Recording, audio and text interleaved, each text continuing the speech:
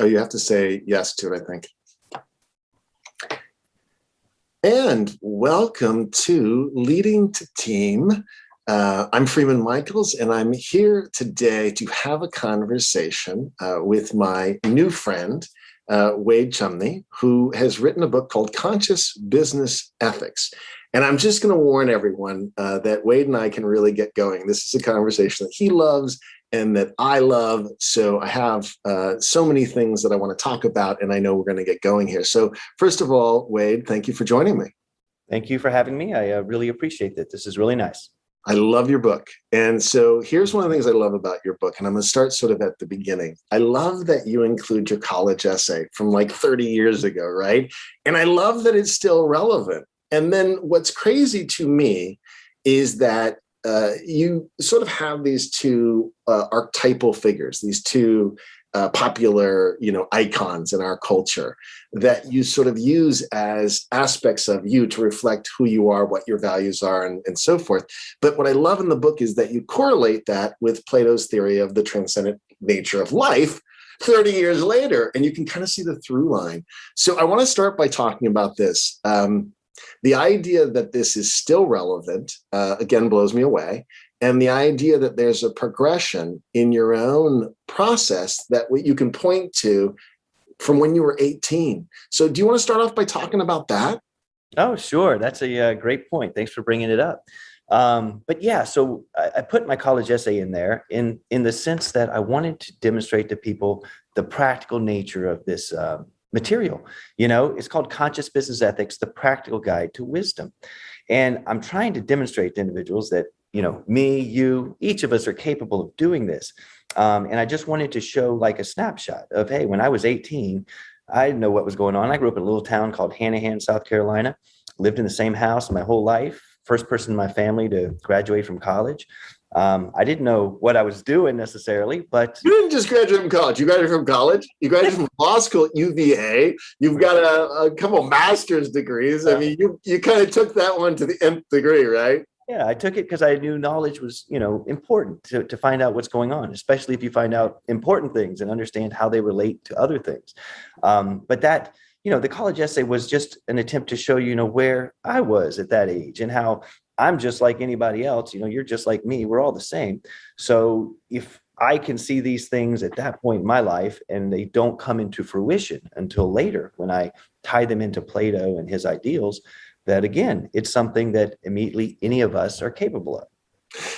Do you mind revealing the two characters that you chose? Because it's fantastic. It's fun, right? Yeah, I mean, it was just where I was at that point in my life. I was 18. I was getting ready to go to college again for the first, in my family, the first one. And I was just, what reflects me? How do I describe myself? And the two people I looked upon that had an influence upon my development were David Letterman, who was a very popular late night talk show host at that time. And his comedic value, his sense of humor, I always thought that was important in life, to engage it as a fun activity, right? Life is not boring. Life is not static. Life is engaging. Life is fun. If you can do that with life, you win, I think. That's kind of the bottom line. And that he's just a regular guy, but it was his insights. It was the way that he viewed the world that made him special. And that was what you were attracted to. All right, that's one of them. What's the other one? That's exactly right. It's the way he saw things, and that I related to. And then the other one was Carl Sagan, which sounds very different right out of nowhere. But this is where I was really into quantum theory, and I still am, and science and how the world worked. And Carl Sagan framed the universe in a way with humanity at the center of it that really resonated with me. And it wasn't just this cold, mechanical, scientific nature. It was human beings are precious. This planet is precious, and we're all part of it. And then how do we work together to, make the world more ideal? And it was a really powerful message that he had, and something that really struck with me. And, I resonated with his work. I love it. So a big part of your book and your theory is kind of a know your why thing, right? There's a deliberateness or an intentionality in the business ethics perspective, right? So yeah. I want to start with this knowing your why. And I don't know, hopefully this isn't like a curveball. why? So why are you talking to me today? What's your why for wanting to have this conversation? And I'll be a little specific. You and I are talking about the correlation between operating as a team organizationally and orienting from your perspective around business ethics. So yes, there's compliance. Yes, there maybe is sexual harassment training or the things you're required to do and rules with business. But okay, great. What's underneath the rules? What are the ethics that actually are more grounding and cohesive and have greater meaning than just following the rules? So you and I are having a similar conversation. So I'm curious, what's your why in terms of this conversation? Well, that's a great question, and maybe the most important question you could ever ask anyone. And whenever I teach my class at the beginning of the semester, I always start off with asking them, "Why are you sitting here?" There's a section in the book on this. What are you doing here? And they'll say, "Well, I need this class to graduate." I'm like, okay, well, why do you want to graduate? Because there's always a why behind the why. Right. And the reason they give there is, well, I want to get a good job. Why do you want the good job? And they start, oh, there's deeper whys behind everything I say. And they ultimately get to a point of where they want to have a good life and be able to provide for their family. That's generally where things tend to end up. And what I find fascinating is that's the same answer that's been given going back 2,500 years for mankind, for humanity, for society. We're no different today in our human nature as we were back then. And that why is that I started to realize that business ethics as a field is of critical import. Ethics is how you choose to live your life. And business is a context within a subset of the context of your life. So it's something you spend your time doing, but you spend your time doing other things as well throughout your life. So as I dug into this stuff and I tried to do my job as best I can, and I started to realize there's certain principles here that are really valuable that you can actually take and make your life better. This isn't just a theoretical construct that you can throw around. So the why behind writing this book is that over the years, I've taught this material and transformed it and made it better because of my excellent students who engage me, who ask questions, who are motivated and driven. And that feedback has allowed me to create this book. And I continue to get feedback from them about how valuable it is and how much of a difference it makes in their lives and how they use it years later. And I'm like, well, this is something that deserves to be shared, beyond the classroom. So this is my first attempt to share this data I've put together with everyone else that's out there who has any desire to try to seek wisdom, to try to figure out how to live a better life and how to enjoy the experience, because that's kind of the goal that I'm coming from with this why.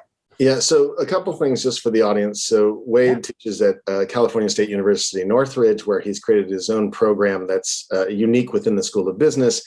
Previously at Georgia Tech, where he cut his teeth, as it were, in this same genre or same realm.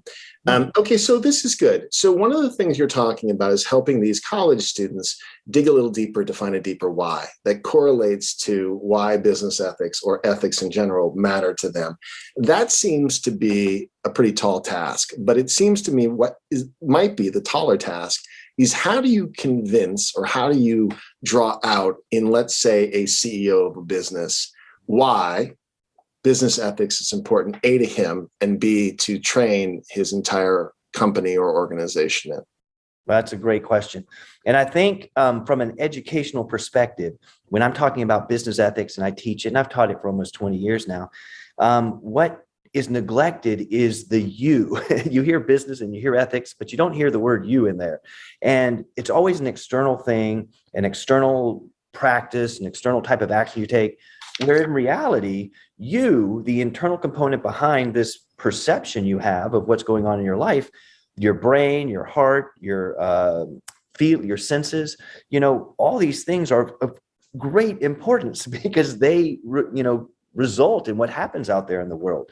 So to turn that mirror onto yourself and self-reflect and really think about what values are you operating under? What is your reason for doing anything? Why do you take the action you take? And if you really start to think about that and dig down, you get to that same place of, wow, there's certain components. I'm a system. I've got certain components I can work on. And if I do so, I can have a more ideal life experience. And that's what I think any CEO, any student, any regular person would find value in the teachings that I put in this book. So what's brilliant about that is you're pointing to systems thinking, because that's kind of the next piece of the puzzle, right? So it's the individual you, what's important to you, but then as you pull back the lens, as it were, and I know you use lens in the book, to see the systems thinking, you start to see this as expanding into, okay, where is I, the me, the you, connecting to other people, and where does it connect to what the business does, and where do we start to see ourselves in this larger system? Can you, for our audience, correlate the systems thinking? I may have just done it, but I mean, I know you have more to say about it. So that's weave great. in the systems thinking piece here for me. Yeah. So in the text, I talk about three different angles. I talk about the angle of psychology, which focuses on you, on your inside, your actions and intentions. I talk about the angle of philosophy, which is kind of virtue, these principles that undergird the world, as Plato would say, and finding those and putting them into practice.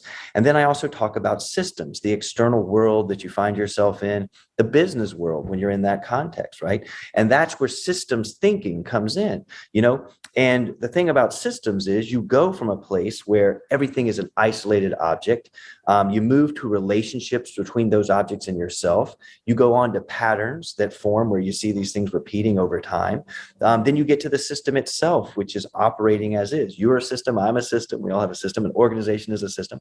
But then, pursuant to the research, as you go deeper, you start to realize there's principles that undergird every system, because every system is part of a larger system. So, organizations are part of society. That's the larger system within in which it's constructed. And it's dependent, it's interdependent, in fact, which is the highest level you can get to, the realization that we're all interconnected, that the actions I take affect the things that happen to you, and vice versa. And so then, therefore, the team concept, you realize, is of primary importance. It's about this separation from egoistic selfishness to team and selflessness, this realization that as a group, we are stronger, we are smarter, we are better off than we are separated on our own, isolated, trying to operate in this world. And that's the ideal toward which you should strive. I love it. So also in this whole concept of sort of going deeper, but also moving wider, it's sort of simultaneously, I want to talk about the difference between synthesis and analysis as it relates to the whole, right? And how you determine the function or dysfunction, in this case, perhaps, of an organization or a company in terms of how we shift from just, because a lot of companies are big into their data analysis, but the game is won or lost. I don't want to put this on you, but from what I get from your perspective, it's won or lost at the synthesis level. So just want you, for our audience, to explain the difference between analysis and synthesis. That's a brilliant point. And you can understand that at the systems level. With analysis, and Russell Lakoff was the proponent, big founder of systems thinking. And, he talked about this difference between analysis and synthesis. And we are trained, we have habituated patterns in our mind to focus on analysis, to break things down, atomic parts. That's Western culture. We atomize things. We see them as separate, and we look at individual objects and study those things. And then we try to build up from there. Okay. That's the atomistic way of approaching things. The alternative, the synthesis, is to realize that each of these little components is part of a larger system. They are synthesized together. That's why you have the concept of synergy, where the output of a system is greater than the sum of its parts. It's not magic, it's how the world works. So once you realize that's the team concept, that the synthesis of bringing things together, of realizing the connection to the larger system of which you're a part, our planet, for instance, and realize, just like I'm a system, I've got bodily components within me operating, keeping me alive, as do you and everyone else. Well, beyond us, we're part of this larger system on the external side. And to synthesize is to realize, how does my system fit into this larger system, and how do I make that more ideal? Because the more ideal I make it, the more things are going to flow in life, the more it's going to make sense, and the better it's going to work. If you're constantly butting up against a larger system, you will not win. You cannot win against a larger system. It will overpower you. Yeah. So again, you've pointed to something really important. Again, it's a kind of going deeper and going wider, that the analysis often, and we see this with data collection, that it's done in this sort of narrow perspective, and then it's interpreted in a way that misses the larger context, and thereby companies make mistakes or whatever. One of the things I think is most important. So, for example, when people join a company and they're onboarded, they go through, sexual harassment training, let's say. And that kind of represents the rules. Kind of like, again, the analysis, this is the data points. So you have this really small understanding of here are the 20, 50, 100 rules you have to follow. Here, memorize these rules and regurgitate them. Your background is in law. You have your degree from University of Virginia. I made that point earlier. And so there's this whole way that there's the law or the rules where, and then there's the principle and the ethics. And so can you, for our audience, just because you've kind of done it in this way of understanding how analysis becomes synthesis. Can you help us make the same correlation or similar correlation between the rules, as it were, and how that's a short circuit of this larger conversation that'll actually be better off, the company will be better off if they do the deeper work, which is the ethics conversation?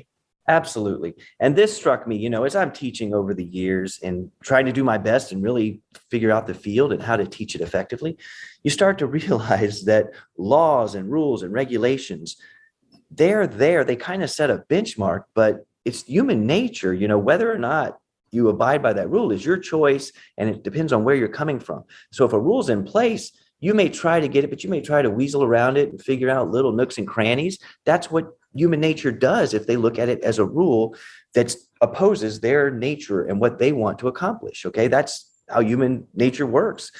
On the other side, you've got, if you have an ethical underpinning, a foundation, then the rule is not there to impede you. It's simply a guide to remind you of, why it makes sense to do the right thing, to create, come from a good place. So the rules, you don't even need the rules necessarily because you're operating from that perspective your whole life. And the rules are just there to remind, oh, okay, yeah, that's there. Of course I'm doing that because I'm coming from the right place and I care about my fellow human beings. I want to do good. I want to make the world a better place. And if you engage the world in that manner, the rules are secondary. The laws are, again, just reminders. They're not the foundational underpinning for why you take certain actions. And I don't think they ever really are, because what really is the human, your value, your power of reason and how you choose to engage the world. That's really where your actions are coming from. And the rules, some people see as impeding that if you're coming from the wrong place. Yeah, I think this is where companies make a big mistake, is they check the box of, oh, yeah, we did the compliance training. Oh, yeah, we did the diversity, equity, inclusion training. Oh, yeah, we did the sexual harassment training. But they're not correlating the sort of deeper values and principles.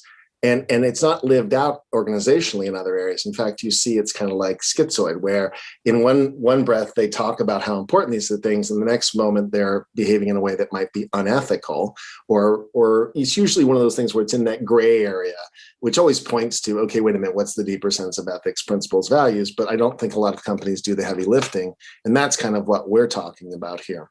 Yes, absolutely. And I think that it's more effort, it's more fundamental change to undergo this focus upon principles. But the key, and the reason I teach it in class and what I got to have people click, is the realization that operating on those values, on those principles, makes your life better. It makes you enjoy your experience of life better. It's not, and not only that, it's better for everyone else around you. It's a true win-win. And it's a key to sustainability. I mean, a lot of companies, they miss that. And then, we're seeing it everywhere. I've been watching all of these.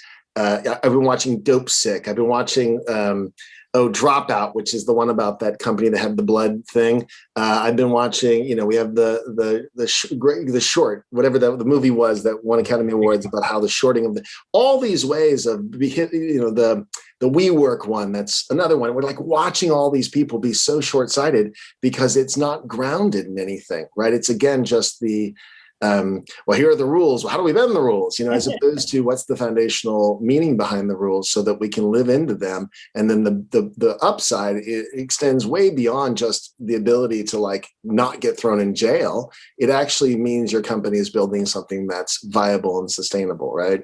Absolutely. Yeah. And that it's that foundation, you use the word, the underpinning, the undergird, that's what provides you with the peace of mind that we all seek. We all want peace of mind. We don't want thoughts just racing through our head. And when you're not grounded, when you have no true purpose other than to benefit yourself, if, selfishly speaking, you're just running from one thing to the next and you've never satisfied. You can gain more material wealth. You can gain a higher job status. And those things are ephemeral. The only thing certain in life is that things will change. That will come, that will go, make it bigger, make it less. Either way, if you attach to it, you lose. I mean, you can't control those things necessarily, but you can control your character. There was a great quote. I can't remember the philosopher who said it, but your character is your destiny. That is, you are determines what your future will be, period. And that's a true statement. So if you have that foundation, that undergirding, that sustainable practice that you bring to bear in all your interactions in whatever context you find yourself, including business, you win. Your life is a better experience, and those around you win as well.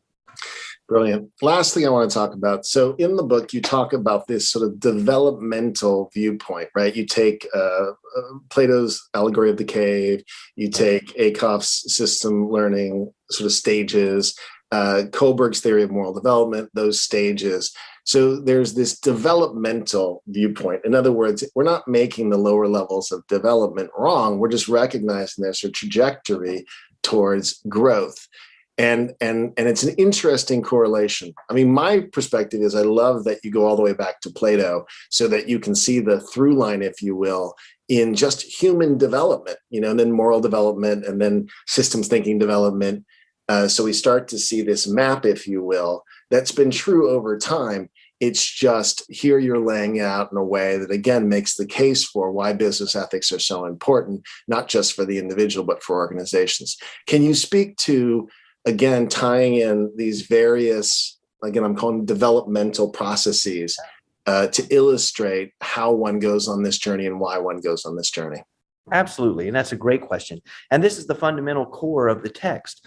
And what you realize over time is that Plato, nearly 2,500 years ago, came up with his allegory of the cave, which in my opinion is probably one of the greatest writings in Western history. It's unbelievable the layers and the levels he goes into to explain human nature. And the thing to realize about what he's doing is he's talking about the nature of education. He's saying that for you, for me, for any of us in our life, what should we learn more than anything? If we've got this reasoning mind, what should we fill it with? What would we focus our attention on and our intention toward in order to live a more ideal life? That's what he was writing about in his allegory of the cave. And in his explanation toward the end, he's asked, well, how do you achieve this? And his answer is the virtues. You put the virtues into practice, okay? And there's only 4 he gave and 6 in positive psychology they gave to put into practice. That's what I love. It's not ultimately complicated. It's very simple. And you just have to pay attention to these things. And what I do in the text is I link these to the system of yourself, your body, your mind, your heart, show you which ones you can control, where the virtues fit in that, and how to have a more ideal life. And you're talking about the integration of these 3 perspectives. Well, Plato in philosophy is, almost 2,500 years ago. He's the foundation. From philosophy, all our sciences sprang. Everything came from that. You need to understand that's the font of knowledge. And over time, psychology developed out of that. Systems thinking developed out of philosophy. So this is the undergirding component.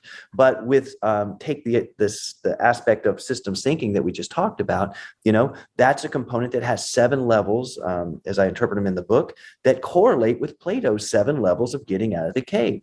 Furthermore, the science of psychology, me and you, our actions and our intentions, there's 7 levels there that Kohlberg studied for moral development and how we develop ourselves. So what I've come to the realization is that each of these different perspectives are talking about the same thing. They're talking about these developmental stages that you must go through step by step, stage by stage. They're laid out there. And once you realize that, you come to the realization that you don't know what you don't know. There's things out there you truly don't know because you've never experienced them. So as you progress through these stages, as you intend to work on yourself, you come to know more and more. And those things you used to not know, now you do. And you can see why they're important, why they're valuable. So if you're sitting there thinking, well, what does any of this matter? You don't know what you don't know. All of us do. But as you dive into the material, what's most important is you take your intention and you really want to strive toward the ideal. You focus your attention upon those things that will help you get there. And then that's what's going to help you focus and get through these stages to ultimately get a place of interdependence, a place of team, a place of selflessness, away from the selfishness, from the egoistic, perspective of me, that kind of dominates our culture today. you're much better off. You're much happier getting to that seventh stage or anywhere closer to it than you are staying down there at the bottom, which is based upon fear, which is probably the primary motivator of most of our actions in the world today. So it's fascinating to me that those three things correlated in a triangle, is my favorite shape is.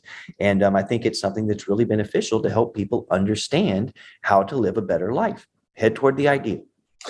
And the idea that we can see the same thing from these various different perspectives, right? And it's throughout history. It's not newer news. It's like the story has been told 2,500 years ago with Plato and then retold in various different iterations, which is what I love most about the book, right? You call it a practical guide to wisdom.